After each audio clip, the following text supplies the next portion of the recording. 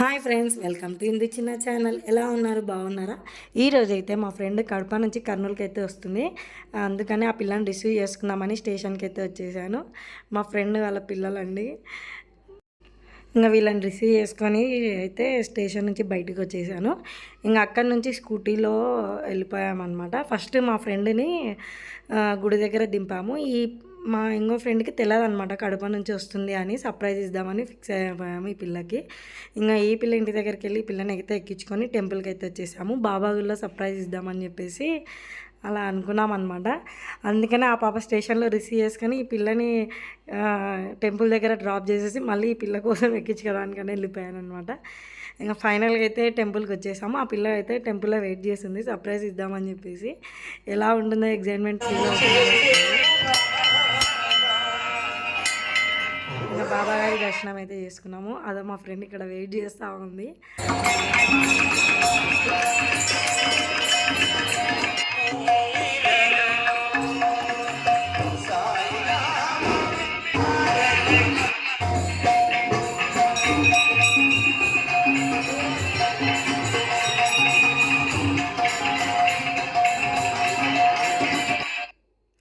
కానీ నిజంగా అండి, బాబా గుడికి వస్తే మాత్రం చాలా ప్రశాంతంగా ఉంటుంది. ప్రతి గురువారం వస్తా అనమాట వీలు కుదిరినప్పుడు.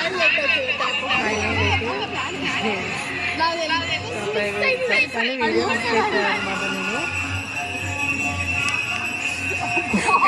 సార్ వీడియో రాబోయే వచ్చి కట్టు చూడండి.